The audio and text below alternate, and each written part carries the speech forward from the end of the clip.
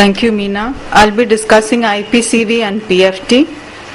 Polypoidal choroidal vasculopathy is a disease of the choroidal circulation where there are branching choroidal vessels with polyp-like terminal aneurysmal dilatations. This has been recognized as a clinical entity separate from AMD. IPCV was first described by Januzzi in 1982. It was initially termed as IPCV. Later the term idiopathic was dropped and is now referred to as only PCV. It occurs at a younger age compared to AMD, usually 60 to 70 years. In Asians, males are more commonly affected than females, though in Caucasians, females have a higher preponderance. It's highest in pigmented races and in the black population, least in the white population. The pathogenesis is largely unknown. There is a possible association with serious risk factors, and pathology has shown atherosclerosis and degeneration of the walls of large dilated venules. This is a cartoon taken from this article showing the clinical features of PCV. It shows choroidal vascular complex with polyps, pigment epithelial detachments which can be both serous and hemorrhagic, subretinal hemorrhage, breakthrough subhyaloid hemorrhage, exudates, and neurosensory detachment. If you look at the fundus findings, there are two patterns, two distinctive patterns which are exudative and hemorrhagic. The exudative has a lot of exudation. It's not that it doesn't have hemorrhage, but relatively less hemorrhage. Whereas the hemorrhagic has usually large hemorrhagic PEDs and subretinal hemorrhage. These are again two examples of an exudative variety and a hemorrhagic variety. You can also find PCV in the peripheral fundus. Here the patient may not have any symptoms and you may detect this only on a routine clinical examination or if this presents with a breakthrough vitreous hemorrhage. Rarely IPCV can present with massive suprachoroidal hemorrhage. This is the same fundus on a close-up. We looked at a series of 38 patients referred to us over 4 years up to 2006 and looked at what their referral diagnoses were. These formed the differential diagnosis. Some were correctly diagnosed as IPCV. A large majority were diagnosed as AMD, which, like Dr. Lalit Verma said, forms the most common differential diagnosis. Others were, like Dr. Shane mentioned, diagnosed as CSCR. Some were diagnosed as melanoma, as retinal detachment. So these are the differential diagnoses of PCV. If you look at the differences between AMD and PCV, there is no drusen seen in PCV and there is drusen seen in AMD. AMD, there's a dirty grey membrane, whereas in PCV there are red to orange nodules. FA, you see leakage in AMD, and in IPCV an ICG angiography shows polyps. The natural history, the PCV follows a remitting and relapsing course. It's associated with chronic recurrent RP and neurosensory retinal detachment. The visual prognosis can vary from good to severe visual loss.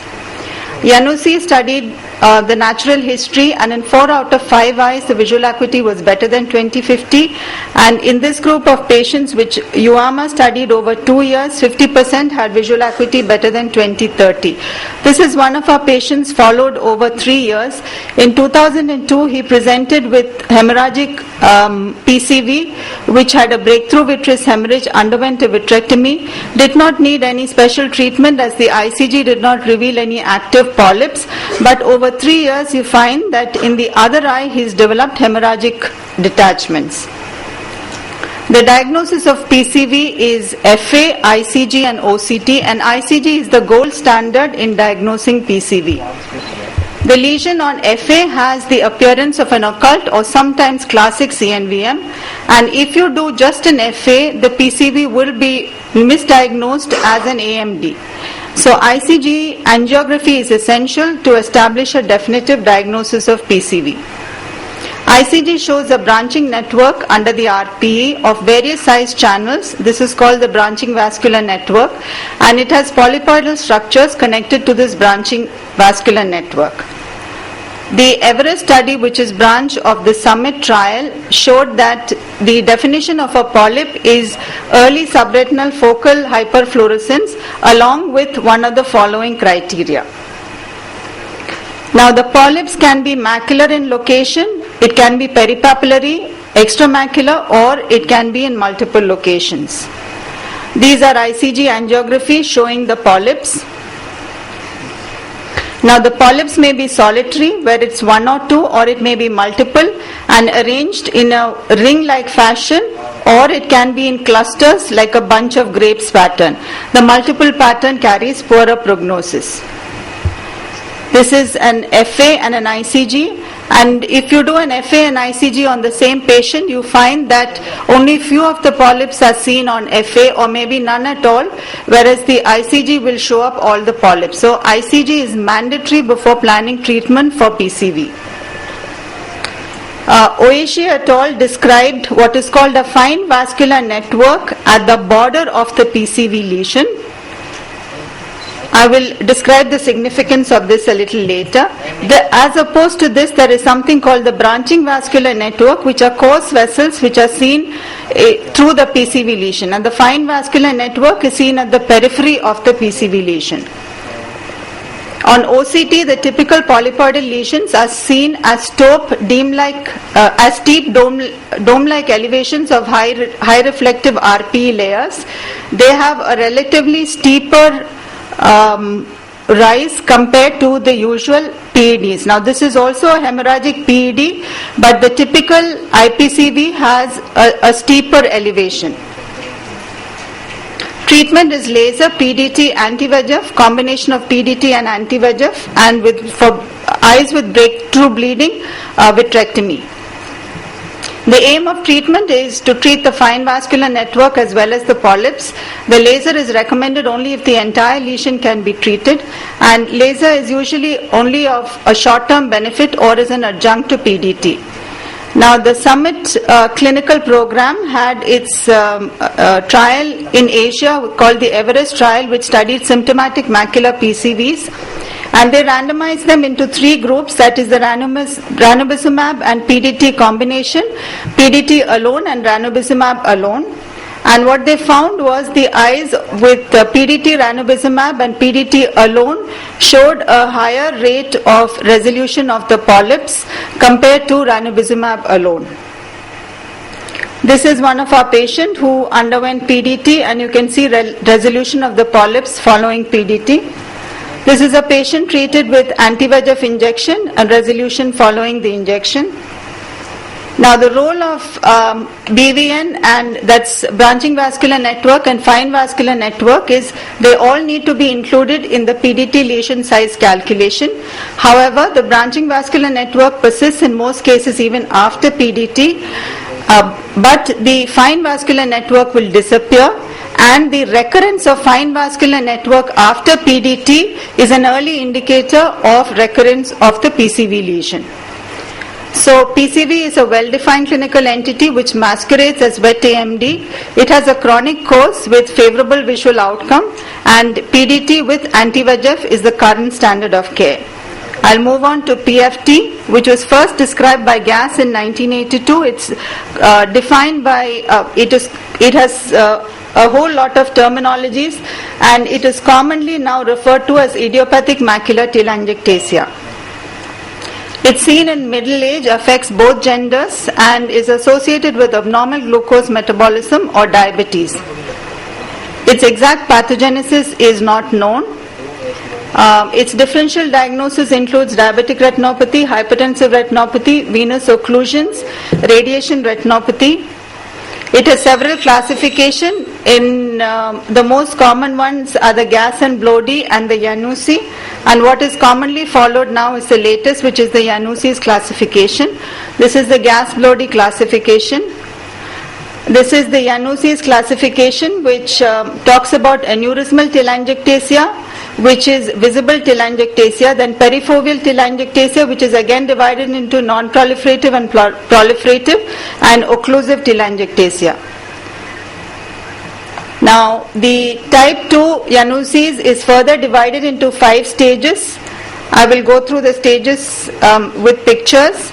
This is the type 1, which is visible telangiectasia. It is unilateral, predominantly seen in males 50 to 60 years. These are variations of this aneurysmal or type 1 telangiectasia. Now type 2 telangiectasia is I'll take a minute more.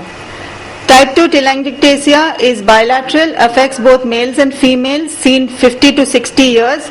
It's perifoveolar and there are no visible aneurysms. It goes through 5 stages. The stage 1 is loss of retinal transparency. There is a graying on the temporal side. There are no prominent aneurysms or hemorrhages. On OCT, you see an inner lamellar cyst. The type 2 is perifoveal graying. Again, there is no visible telangiectasia, hemorrhage or lipid exudation. On FA, you see evidence of capillary dilatation and leak from this perifoveal network. Type 3 is where you see a dilated blunted right angle venule.